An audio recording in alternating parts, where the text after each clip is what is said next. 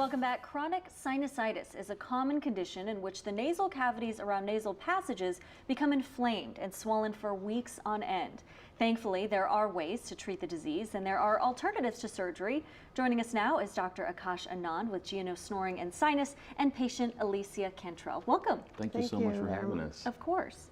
So starting out, what is balloon sinuplasty? So balloon sinuplasty is essentially a minimally invasive technique where you dilate open the natural sinus passageways.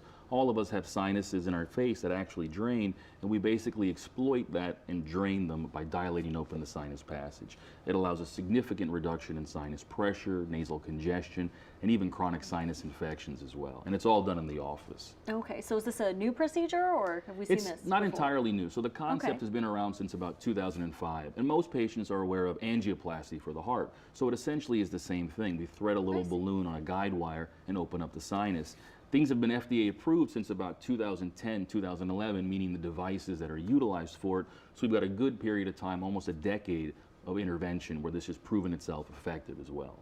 So who's the ideal patient for this type of procedure? Ideal patients are your typical Southeast Louisiana patient, really people that suffer from chronic sinusitis, nasal congestion, and even recurring sinus infections. These are people that don't suffer from the intermittent sinus pressure or sinus infection, but they've had chronic symptoms that haven't responded to antibiotics, to steroid sprays, to antihistamines, to saltwater sprays, and they're still enduring the sinus pressure and congestion. They are the ideal candidate for these procedures. I see. So Alicia, tell us your story. It sounds like you were the ideal candidate. Yes, I have had allergies since I was born. So growing up in New Orleans, I was always sneezing, coughing, and then as an adult, it just got worse. The sinus pressure in my ears. I kind of blinked out driving one time because I just couldn't balance. And I have not been able to breathe like this in my life. So this was literally a life-changing experience for you. Absolutely. I've been on everything Dr.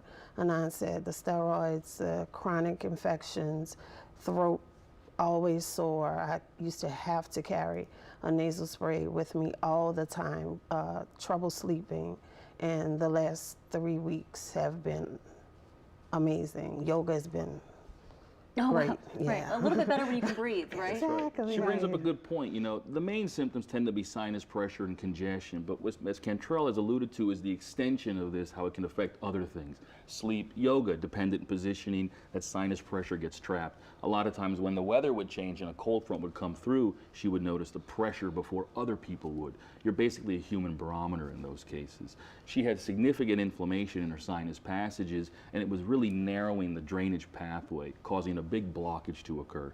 Think of it like a plumbing system where the pipes don't flow, and we have to get in there and really open everything up. And it's all done in an office with a local anesthetic. It's kind of similar like going to the dentist, wouldn't you agree? Yes, and I was afraid because I had friends who had horror stories, and I had no pain. That was the most amazing part about everything. It's, you know, it's a little pressure inside for the procedure, but it took longer for you to numb me. Sure. I think than it actually did for the procedure. Right. There's a few days of kind of congestion. Oh my God, but when it's over, once the swelling goes down, I was just like, it's like I had to practice breathing again. Right, because you're not used to it. That's true. And what so, we can Doctor, see what are we looking on the screen here? Perfect. So what we see here is a CT scan. This is not Ms. Cantrell, but what it shows on the left is a patient with that gray fluid level in that sinus. You can see that there, that big chunk of gray secretion just sitting there. That's a typical patient with sinus pressure, congestion, none of it's responded. On the right, this is after we did a balloon sinus dilation. About a few weeks afterwards, that is essentially gone. We open up the sinus, we suction out that secretion, and then that individual will continue to drain. A lot of patients refer to it as a roto-rooter almost. Right. We just kind of drain them out and get them breathing a whole lot better too. Sure. So Lisa, you mentioned balance. So doctor, can you talk to me about balance? Yes, that's a great point actually. So in the back of the nose is a tube called the eustachian tube, and this actually connects to the ears. So a lot of sinus and allergy patients will say my ears are a lot of pressure, they feel stuffed. And when we actually reduce that inflammation, we can then open that tube up and it offsets the pressure.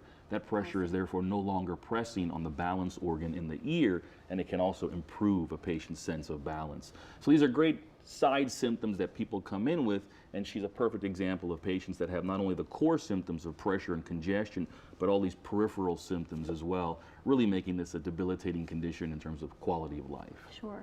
So how do you know, I mean, if this is, you know, something that you should consider, A, and then B, if this is something that, you know, really is that debilitating for you? Exactly. So most patients, when they come in, they'll tell us, I've been on sprays, I've been on antihistamines. I see, okay. A person who suffers from this year-round. We define chronic as anything more than 3 months, so that's a good metric right there. There are also patients that suffer from recurring bouts of infections. 4 or 5 times a year, they go to the doctor, the urgent care, they get shots, antibiotics, it gets better, but it comes back. If ultimately in the back of your head you have a question of why am I keep getting this, why do I keep getting this, why aren't the medicines working, that's when it's important to have a conversation with your physician to really see what else is going on. Wonderful. All right. Thank you, doctor. Thank you so so much. Thank you Alicia. very much. All right, to learn more about GNO Snoring, you can visit their website. That's gnosnoring.com. You can also give them a call at the number on your screen or visit them in person at 4224 Homa Boulevard, Suite 205 in Metairie. And of course, there's much more to come on Great Day after the break, so make sure you stick with it. You're watching Great Day Louisiana, and we'll be right back.